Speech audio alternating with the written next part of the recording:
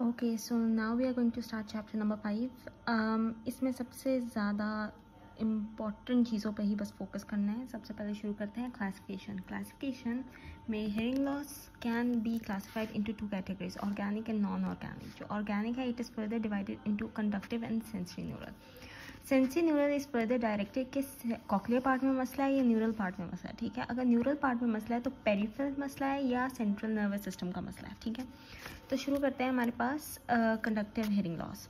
Conductive hearing loss होता है कि अगर कंडक्शन ऑफ साउंड जो एक्सटर्नल ईयर से ले के इंटरनल ईयर के स्टार्ट तक कोई भी मसला होगा तो फिर हमारे पास कंडक्टिव हेयरिंग लॉस है।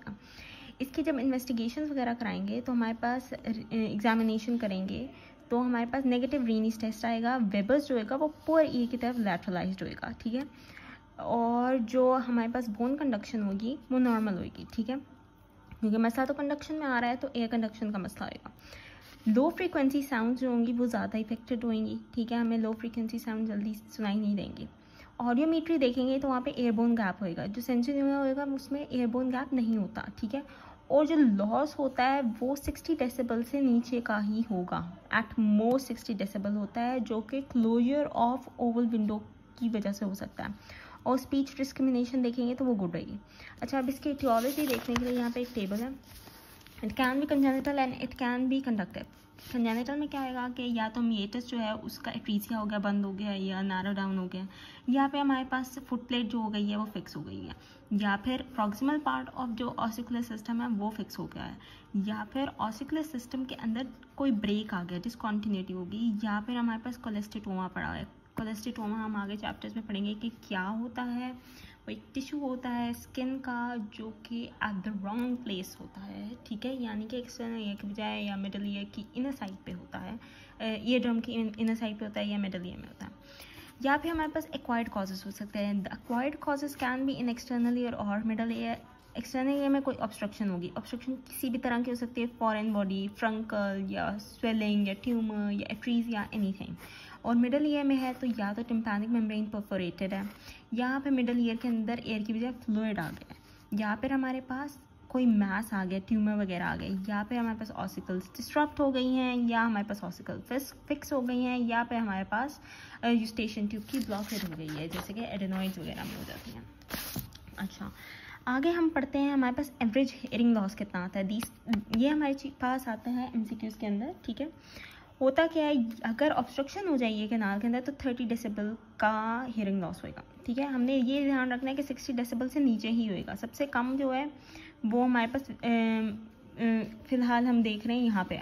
ठीक है, अच्छा, अब एक रेंज आती है 10 to 40 वाली। 10 to 40 वाली कब होगी, डिपेंड करता है परफोरेशन के ऊपर। ठीक है, जितना साइज़ का परफोरेशन का साइज़ होगा उतना ही ज़्यादा हेयरिंग लॉस होएगा। ठीक है, उसके बाद आता है हमारे पास ossicular interruption with intact drum. ठीक है, इंटैक्ट ड्रम में 54 डेसिबल है, और अगर ossicular interruption with perforation of the tympanic membrane होगी तो वो 38 डेसिबल हो जाएगी, क्योंकि आवाज़ तो वैसे भी चली जाएगी उधर से वाइब्रेशंस। ठीक है, उसके बाद आता है हमारे पास मेलिस की फिक्सेशन की वजह से हमारे पास 10 to 25 डेसिबल का लॉस आएगा, और क्लोजर ऑफ ओवल विंडो में 60 डेसिबल का आएगा। अच्छा, अब इसकी मैनेजमेंट कैसे करनी है। हमारे पास ऑब्स्ट्रक्शन हुई है किसी भी पार्ट में तो उसकी डिफरेंट मैनेजमेंट कैटेगरीज हो सकती हैं, जैसे कि अगर कोई ऑब्स्ट्रक्शन है तो ऑब्स्ट्रक्शन को रिमूव कर दें। अगर फ्लूइड भर गया है तो फ्लूइड को रिमूव कर दें। ठीक है, फ्लूइड को रिमूव करने के लिए जो मेरिंगोटमी करके सुराख बनाते हैं और उसके अंदर ग्रोमेट इंसर्शन कर देते होते हैं। या फिर हमारे पास अगर कोई मैस है तो मैस को रिमूव कर दें। अगर फिक्स हुई है स्टीपीस की फुट प्लेट तो हम स्टेपिडेक्टमी कर सकते हैं। या परफोरेशन हुई है तो हम नई टिम्पैनिक मेम्ब्रेन बना सकते हैं, टिम्पैनोप्लास्टी इसे कहते हैं, और हेयरिंग एड भी लगा सकते हैं। ठीक है, अगर बंदा सर्जरी की तरफ नहीं जा रहा। ठीक है, अच्छा, अब हम देखेंगे टिम्पैनोप्लास्टी होता क्या है। टिम्पैनोप्लास्टी हम करते हैं 2 तरह की चीज़ों के अंदर, या तो हमारे पास मिडल ईयर की कोई डिजीज़ है तो उसे इरेडिकेट करने के लिए, या फिर हमारे पास हेयरिंग मैकेनिज्म के अंदर कोई डिस्ट्रप्शन आई है तो इसे रिकन्स्ट्रक्ट करने के लिए। अगर मिडल ईयर का कोई मसला मैस्टॉइड तक पहुंच जाए, ठीक है, जैसे कि हमने कहा था वहाँ पे अटैक होता है वगैरह वगैरह, वहाँ से पहुंच जाता है मैस्टॉइड तक। ठीक है, अगर वहाँ तक पहुँच जाए तो हमें मैस्टॉइडेक्टमी भी साथ करनी पड़ जाती है। ठीक है, अच्छा, अब इस प्रोसीजर में देखते हैं हम कि अगर तो ये प्रोसीजर सिर्फ और सिर्फ टिम्पैनिक मेम्ब्रेन की रिपेयर तक लिमिटेड है तो इसे हम कहते हैं मेरिंगोप्लास्टी। अगर ये ऑसिकुलर चेन की रिकन्स्ट्रक्शन के साथ है में तक सिर्फ लिमिटेड है तो इसे हम कहते हैं ऑसिकुलोप्लास्टी। लेकिन अगर दोनों को कर रहे हैं तो फिर हम इसे कहते हैं टिम्पैनोप्लास्टी। ठीक है, अब हमने ये देखा कि हेयरिंग को proper hearing, normal functioning hearing रखने के लिए हमारे पास कुछ चीज़ें होनी ज़रूरी हैं, जैसे कि इंटैक्ट टिम्पैनिक मेम्ब्रेन हो गई। ठीक है, इसके अलावा ऑसिकुलर चेन सही होनी चाहिए, 2 फंक्शनिंग ओवल विंडोज़ होनी चाहिए। इसके अलावा हम देखते हैं कि जो acoustic separation of the 2 in Oval Windows हैं वो सही होनी चाहिए, यानी कि ताकि इसलिए दोनों सेपरेट होनी चाहिए क्योंकि दोनों विंडोज़ पे साइमल्टेनियस ना आए आवाज़। यानी कि इस चीज़ के लिए हम देखते हैं कि ऑसिकुलर सिस्टम लगाया गया आता है कि एक में डिलेड हो जाए और एक में पोरन पहुंच जाए। ठीक है, इसके अलावा हमारे पास क्या होना चाहिए, स्टेशन टू पेटेंट होनी चाहिए, यानी फंक्शनिंग होनी चाहिए, और सेंसरी न्यूरल ऑपरेटर्स भी सेट होना चाहिए। अच्छा, अब हमारे पास टिम्पैनोप्लास्टी की टाइप्स आती है, टाइप 1, 2, 3, 4 एंड 5। टाइप 1 में क्या होता है, टिम्पैनिक मेम्ब्रेन के अंदर परफोरेशन होती है। टाइप 2 के अंदर क्या, इसमें हम मेरिंगोप्लास्टी कर देते हैं। ठीक है, टाइप 2 के अंदर क्या होती है, परफोरेशन होती है, साथ हमारे पास मेलियस की इरोजन हो जाती है। टाइप 3 में क्या होता है, मेलियस और इनकस दोनों की इरोजन हो जाती है, और इसके लिए हम करते हैं मेरिंगोस्टेपिडोपेक्सी या फिर कोलुमेला टिम्पैनोप्लास्टी। जो टाइप 4 होता है उसके अंदर सिर्फ और सिर्फ स्टेपीज के फुट प्लेट प्रेजेंट होता है। ठीक है, इसके अंदर हमारे पास एक नैरो ईयर, मिडल ईयर भी हम क्रिएट कर देते हैं ताकि सेट रहे सारा कुछ। और फिर आता है हमारे पास टाइप 5। टाइप 5 के अंदर एक को हम कहते हैं फेनेस्ट्रेशन ऑपरेशन। ठीक है, इसके अंदर क्या होता है कि स्टेपीज की फुट प्लेट जो होती है वो फिक्स्ड होती है, और लेकिन जो राउंड विंडो होती है वो नॉर्मल होती है। ठीक है, उसके आता है हमारे पास आता है मेरिंगोप्लास्टी। मेरिंगोप्लास्टी में क्या होता है कि जैसे हमने कहा टिम्पैनिक मेम्ब्रेन की रिपेयरिंग करते हैं। टिम्पैनिक मेम्ब्रेन को रिपेयर करने के लिए हमने कहीं से ग्राफ्ट मटेरियल लेना होता है। ग्राफ्ट मटेरियल मोस्टली टेम्पोरालिस फेशिया से लेते हैं या फिर पेरिकॉन्ड्रियम से लेते हैं। ठीक है, अब इसके अंदर 2 तरह के रिपेयर होते हैं, या अंडरले हो सकता है और या ओवरले हो सकता है। अगर अंडरले टेक्निक कर रहे होते हैं तो इसके अंदर क्या करते हैं कि जो परफोरेशंस के मार्जिन है ना उन्हें फ्रेशन करते हैं, और फिर जो ग्राफ्ट है उसे मीडियल टू परफोरेशन लगाते हैं। ठीक है, और उसे बाद में सपोर्ट कर देते हैं जेल फॉर्म के साथ। अगर ओवरले टेक्निक है तो हम ग्राफ्ट को प्लेस करेंगे lateral to the tympanic membrane. ठीक है, जब लैटरल टू टिम्पैनिक मेम्ब्रेन लगाएंगे लेकिन उसे लगाने से पहले हमने क्या करना होता है, रिमूव कर देना होता है स्क्वेमस एपिथेलियम को, जो भी वहाँ पे कोलेस्टिटोमा वगैरह ये जो भी कुछ भी प्रेजेंट है ना उस मैस को रिमूव कर देना। ठीक है, जब हम ऑसिकुलर रिकन्स्ट्रक्शन करते हैं तो उसके लिए हमारे पास उन्होंने कहा कि बहुत सारे प्रोस्थेसिस अवेलेबल हैं। ठीक है, या तो हम ऑटोग्राफ कर सकते हैं या होमोग्राफ कर सकते हैं। अच्छा, हमें रिकन्स्ट्रक्शन करने से पहले ये देखना ज़रूरी है कि मिडल ईयर हेल्दी है, वहाँ पे कोई डिजीज़ वगैरह या कोलेस्टोमा नहीं प्रेजेंट, और जो यूस्टेशन ट्यूब है वो नॉर्मल वर्कअप कर रहा है। अच्छा, अब हम जो प्राइमरी ऑसिकुलर रिकन्स्ट्रक्शन करते हैं वो ज़्यादातर करते हैं या तो फिक्सेशन हुई ऑसिकल्स में, या कैनाल वॉल डाउन प्रोसीजर है, या फिर ट्रॉमेटिक ऑस्कुलर की डिस्ट्रक्शन होती है। उसके अलावा हम टाइप्स ऑफ प्रोस्थेसिस देखें तो ये हमारे पास इंकस प्रोस्थेसिस होता है। ठीक है, या फिर हमारे पास इंकस टेपिस प्रोस्थेसिस होता है, या हमारे पास PORP होता है या TORP। जो PORP TORP वगैरह ये सारे प्रोस्थेसिस होते हैं, ये हाइड्रोक्सी एपेटाइट के बने होते हैं, जो कि हमारे पास इंपॉर्टेंट कंपोनेंट होता है बोन का। आगे हमारे पास है सेंसरी न्यूरल हेयरिंग लॉस। ठीक है, सेंसरी न्यूरल हेयरिंग लॉस में मसला होएगा या कॉक्लिया का, या एथना का, या सेंट्रल ऑडिटरी पाथवेज का। ठीक है, सारा कुछ उल्टा कर दें हम, जो कंडक्टिव में हमने पढ़ा पॉजिटिव राइनीस टेस्ट होगा, वेबर लेटरलाइज हो जाएगा, बेटर ईयर के पास जो बोन कंडक्शन होगी वो रिड्यूस हो जाएगी। हाई फ्रीक्वेंसीज में मसला आएगा, गैप भी नहीं होगा, जो लॉस होएगा वो एक्सीड कर जाएगा 60 डेसिबल से, स्पीच की डिस्क्रिमिनेशन भी पुअर होएगी, और हमारे पास नॉइज़ की प्रेजेंस में डिफ़िकल्टी इन हेयरिंग आएगी। ठीक है, अब इसकी एटियोलॉजी देखते हैं।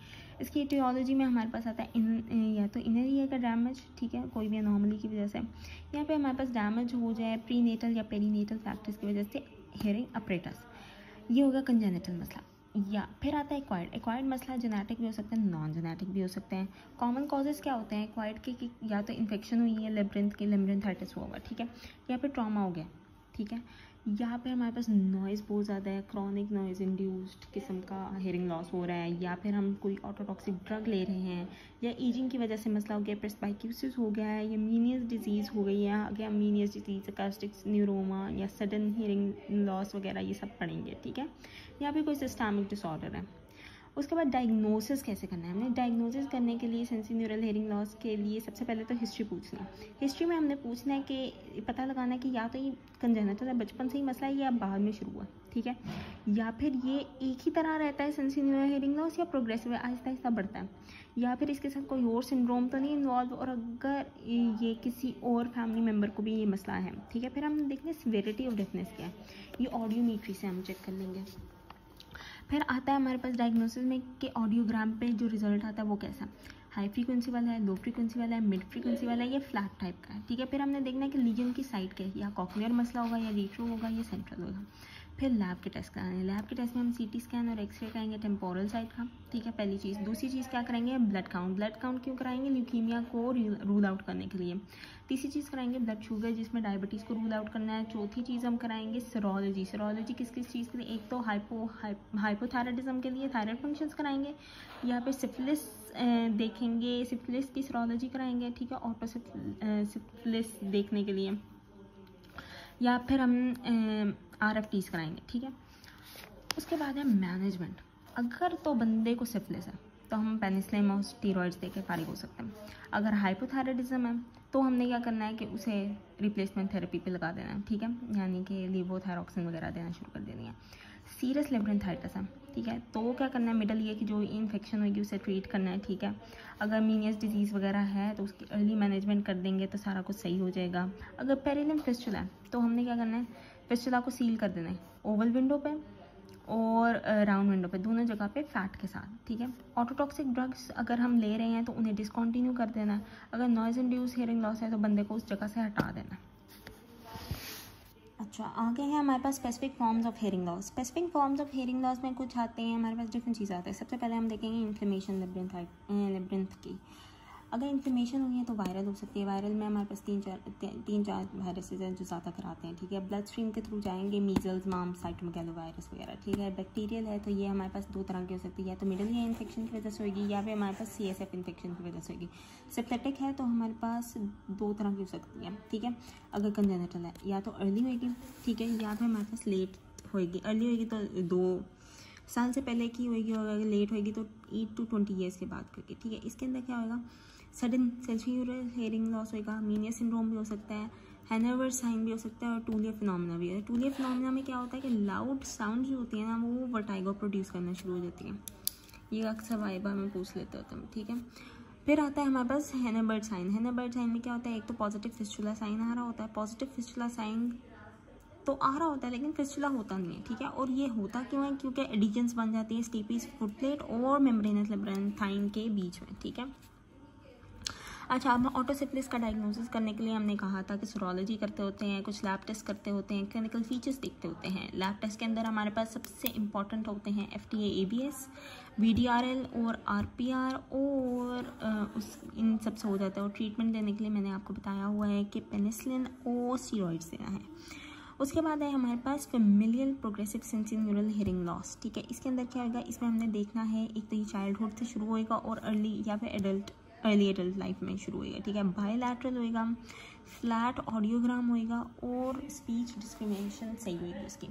फिर आता है ऑटोटॉक्सिसिटी। ऑटोटॉक्सिसिटी के लिए हमारे पास कुछ ड्रग्स हैं, जैसे कि सबसे पहले आता है हमारे पास अमाइनोग्लाइकोसाइड्स। अमाइनोग्लाइकोसाइड्स के अलावा डायूरेटिक्स जैसे कि लूप डायूरेटिक्स, एंटीमलेरियल जैसे कि क्विनीन या क्लोरोक्वीन या हाइड्रोक्सी क्लोरोक्वीन। कुछ साइटोटॉक्सिक ड्रग्स हैं जैसे कि नाइट्रोजन मस्टर्ड और प्लैटिनम एनालॉग्स। फिर एनाल्जेसिक्स होते हैं जैसे कि एनसेड्स वगैरह हो गए। फिर कुछ केमिकल्स होते हैं जैसे कि टोबैको, मैरिजुआना और अल्कोहल वगैरह।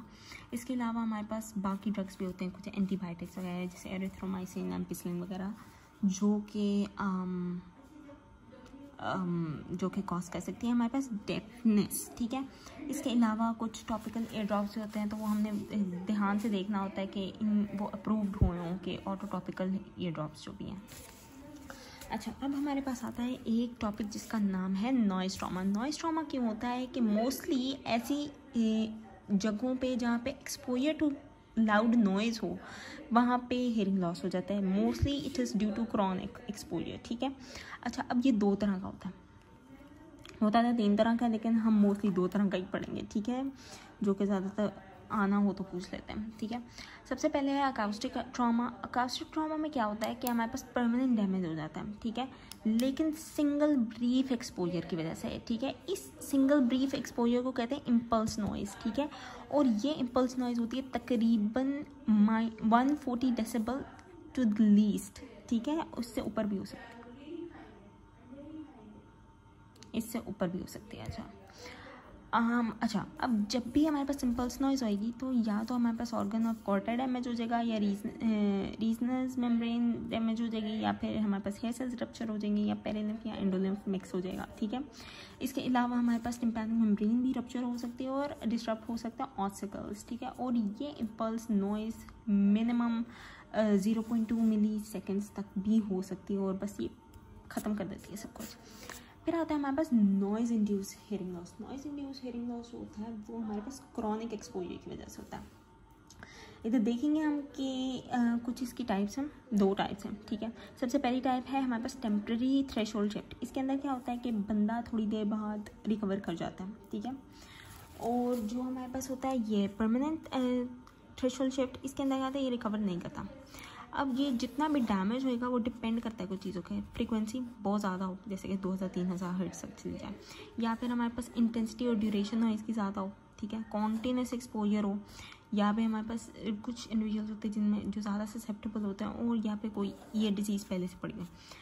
अब हमारे पास एक नॉइज़ 90 डेसिबल की, ठीक है, 8 hours a day for 5 days per week जो है वो मैक्सिमम सेफ लिमिट है, ठीक है। इससे ज़्यादा नहीं होनी चाहिए। और हमने जो अपनी इम्पल्स वाली पढ़ी थी इम्पल्स नॉइज़, वो 140 डेसिबल से ज़्यादा नहीं होनी चाहिए। अगर हम एक ऑडियोग्राम देखेंगे, इसका ऑडियोग्राम में हमारे पास एक नॉच नज़र आएगी जो कि 4 किलो हर्ट्ज़ के ऊपर हमें नज़र आएगी, 4000 हर्ट्ज़, ठीक है। 4000 हर्ट्ज़ के ऊपर ये जो नॉच होगी सिमेट्रिकल होगी, दोनों साइड होगी। जब दोनों साइड अच्छा, अब इस साइड पर होता क्या, हाई पिच टिनाइटिस की कंप्लेन होगी, साथ हमारे पास नॉइसी सराउंडिंग्स में हेयरिंग लॉस होएगा, ठीक है, but no difficulty in day to day hearing, ठीक है, यानी कि उसी टाइम ही होएगा। As the duration of noise exposure increase, notch deepen होती जाएगी और वाइडन होती जाएगी, ठीक है। और इसकी हम मैनेजमेंट या के लिए हम एक तो ये कर सकते हैं कि बंदे को वहाँ से हटा दें, ठीक है। और पर्सन यानी उनका यानी जब भी वो काम करें उनका एनुअल ऑडियोग्राम लिया जाए, ईयर प्रोटेक्टर्स लगाए जाएँ। ये जो ईयर प्रोटेक्टर्स होते हैं तकरीबन 35 डेसिबल्स तक की प्रोटेक्शन प्रोवाइड कर देते हैं, और साथ रिहेबिलिटेशन करें अगर हमारे पास हेयरिंग लॉस पहले ही हो गया हुआ है। और इसके अलावा उन्होंने कहा है कि अगर नॉन ऑडिटरी इफेक्ट्स आने हो नॉइज़ के ऊपर तो वो एक तो क्रॉनिक फटीग आ जाएगा ना। क्रॉनिक फटीग के अलावा हमारे पास बंदा अनॉय हो जाता है, हाइपरटेंशन, पेप्टिक अल्सर, इरिटेबिलिटी, ये सारा कुछ भी हो सकता है। आगे हमारे पास है sudden hearing loss. Sudden sensorineural hearing loss में क्या होता है कि 30 डेसिबल या उससे ज़्यादा का सेंसिन्यूरल हेयरिंग लॉस हो जाता है, और 3 कॉन्टिगुअस फ्रीक्वेंसीज में होता है, ठीक है। और इसकी हिस्ट्री क्या आती है कि पेशेंट कहते हैं 3 दिन से पहले की हिस्ट्री है या 3 दिन की हिस्ट्री है। तो उसके साथ आता है कि अचानक से मैं सुबह उठा और मुझे सुनना बंद हो गया, ठीक है। मोस्टली यूनिलैटरल होता है, मोस्टली टिनाइटिस या वर्टाइगो के साथ अकम्पनीड होता है, ठीक है। इसकी एटियोलॉजी देखें तो कुछ भी हो सकती है, इन्फेक्शन हो सकती है, कोई ट्रॉमा, कोई वेस्कुलर मसला हो सकता है, कैंसर वगैरह, कोई एम्बुलस थ्रोम्बस वगैरह बन सकता है, कोई ऑटोलॉजिकल मसला हो सकता है, माइनस डिसीज़ हो गया, खोगन सिंड्रोम हो गया, कोई टॉक्सिक मसला हो सकता है, नियोप्लास्टिक मसला हो सकता है, मल्टीपल स्क्लेरोसिस हो सकती है, साइकोजेनिक मसला हो सकता है, ठीक है। उसके अलावा मैनेजमेंट देखें तो मैनेजमेंट के लिए आपने सबसे पहले एक डिटेल हिस्ट्री लेनी है कि हुआ कैसे, ठीक है। फिजिकल एग्जामिनेशन करनी है और लैब इन्वेस्टिगेशन करनी है। लैब इन्वेस्टिगेशन में आपने उसकी ऑडियोमेट्री करनी है, उसके वेस्टिबुलर टेस्ट करने होते हैं, उसकी इमेजिंग स्टडीज़ करनी होती है, ठीक है। इमेजिंग स्टडीज़ में सीटी स्कैन, एक्सरे वगैरह, टेम्पोरल बोन का लेना है। उसके अलावा सेडिमेंटेशन, ESR करवाना है, टेस्ट फॉर सिफिलिस करवाना है, सीरोलॉजी करवाएंगे, डायबिटीज़ कराएंगे, थायराइड टेस्ट कराएंगे, ब्लड डिसऑर्डर्स के लिए और लिपिड प्रोफाइल टेस्ट कराएंगे। उसके बाद हमने एक्सप्लोरेटरी टिम्पैनोटमी भी कर सकते हैं अगर हमारे पास पेरिलिम्फ फिस्टुला सस्पेक्टेड है। अच्छा, इसके अलावा ट्रीटमेंट क्या करेंगे, क्या हम इसे कहेंगे कि बेड रेस्ट करें। साथ हम स्टीरॉयड थेरेपी देते हैं, प्रेडनिसोलोन 40 to 60 mg, ठीक है, 1 वीक के लिए देनी होती है और उसके बाद उसे टेल ऑफ कर देना है for a period of 3 weeks, ठीक है। उसके अलावा हम कार्बोजन की इनहेलेशन करा सकते हैं। फिर हम वेजोडाइलेटर्स दे सकते हैं, डेक्स्ट्रिन दे सकते हैं, हाइपरबैरिक ऑक्सीजन थेरेपी कर सकते हैं, लो सॉल्टाइट और डायूरेटिक दे सकते हैं। इसके अलावा इंट्राटिम्पैनिक स्टीरॉयड थेरेपी भी कर सकते हैं। फिर आता है हमारे पास प्रेस्बाइक्यूसिस। प्रेस्बाइक्यूसिस में हमने अच्छा, इसमें प्रोग्नोसिस बताना भूल। प्रोग्नोसिस में क्या होगा कि हमने पेशेंट को कहना है कि वो एक तो रिकवर कर जाएगा 15 दिन के अंदर अंदर, लेकिन अगर 1 मंथ से पुरानी हिस्ट्री है तो रिकवरी के चांसेस ज़रा कम हो जाते हैं, ठीक है, ख़ासकर अगर स्वेयर हेयरिंग लॉस है या वर्टाइगो के साथ है। फिर आता है हमारे पास प्रेस्बाइक्यूसिस। प्रेस्बाइक्यूसिस में क्या होता है कि साइकोलॉजिकल फिजियोलॉजिकल एजिंग प्रोसेस होता है, ठीक है, और 65 ईयर्स से अबव एज पे होता है। अच्छा, अब इसकी 4 टाइप्स हो सकती हैं। या तो सेंसरी होगा, सेंसरी में क्या होगा कि डिजेनरेशन हो जाएगी ऑर्गन ऑफ कॉर्टे की। न्यूरल हो सकता है, न्यूरल में क्या होगा, डिजेनरेशन हो जाएगी स्पाइरल गैंग्लिया की। उसके अलावा हमारे पास ट्रायल हो सकता है। ट्रायल में क्या होगा कि हमारे पास एट्रोफी हो जाएगी स्ट्राइम वेस्कुलरिस की, ठीक है। और कॉकलियर में क्या होएगा, कॉकलियर में स्टिफनिंग हो जाएगी बेसिलर मेम्ब्रेन की। अच्छा, तो जो सेंसरी होता है उसके अंदर हायर फ्रीक्वेंसी ज़्यादा अफेक्टेड होती हैं, लेकिन स्पीच डिस्क्रिमिनेशन गुड रहती है। न्यूरल वाले के साथ इसका अगर हम देखें डिफरेंस देखें तो इसमें स्पीच डिस्क्रिमिनेशन पुअर हो जाती है। फिर हम स्ट्राइल देखें और कॉकलियर देखें तो स्ट्राइल के अंदर ऑडियोग्राम फ्लैट होता है और कॉकलियर के अंदर ऑडियोग्राम स्लोपिंग होता है, ठीक है। अच्छा, इसके अंदर पेशेंट की हिस्ट्री देखेंगे तो उसे ज़्यादा डिफ़िकल्टी सुनने में तब आएगी जब बैकग्राउंड नॉइज़ होएगा, और साथ साथ उसके अंदर टिनाइटिस की भी मसले हो सकते हैं। ट्रीटमेंट में हम इसे हेयरिंग एड लगा सकते हैं। साथ हमने उसे विजुअल क्यूज़ के साथ सुनने में मदद करने के लिए थोड़ी सी रिहेबिलिटेशन करनी पड़ती है, और उसे कहना है स्मोकिंग और स्टिमुलेंट्स ना ले। अच्छा, इसके बाद आता है हमारे पास डेफनेस होती क्या है। डेफनेस क्या होती है कि अगर sense of hearing non functional हो जाए ऑर्डिनरी पर्पसेस ऑफ लाइफ के लिए, कि इवन के अगर हम स्पीच की एम्प्लीफिकेशन भी करेंगे तो उसे सुनाई ना दे। अच्छा, अब हेयरिंग लॉस अगर 90 डेसिबल से ज़्यादा हो जाए या फिर बिल्कुल ही ख़त्म हो जाए दोनों ईयर्स में, तो डेफनेस हो जाती है। ये होगी कंप्लीट डेफनेस। अगर पार्शियल हेयरिंग लॉस है या पार्शियल डेफनेस है तो इसकी कैटेगरीज है माइल्ड, सीरियस और स्वेयर। माइल्ड में 30 से 45 डेसिबल का हेयरिंग एक्विटी आती है, सीरियस के अंदर 45 से 60 की आती है और स्वेयर के अंदर 60 to 90 की आती है। उसके बाद आते हैं 3 डेफिनेशंस यहाँ पे करनी, इम्पेयरमेंट, डिसेबिलिटी और हैंडीकैप की। इम्पेयरमेंट क्या होता है कि एक डिजीज़ प्रोसेस है, वो किसी ऑर्गन या सिस्टम को ख़राब कर दे, इस तरह के उसका फंक्शन या स्ट्रक्चर ख़राब हो जाए। अगर इम्पेयरमेंट इस तरह इफ़ेक्ट करती है उस ऑर्गन या सिस्टम को कि उसके फंक्शन की रेंज नॉर्मल से कम हो जाए, ठीक है, तो उसे हम डिसेबिलिटी कहेंगे। और अगर डिसेबिलिटी उसकी ड्यूटीज़ और रोल्स को बिल्कुल ख़त्म कर दे तो उसे हम हैंडीकैप कहते हैं। This finishes our chapter.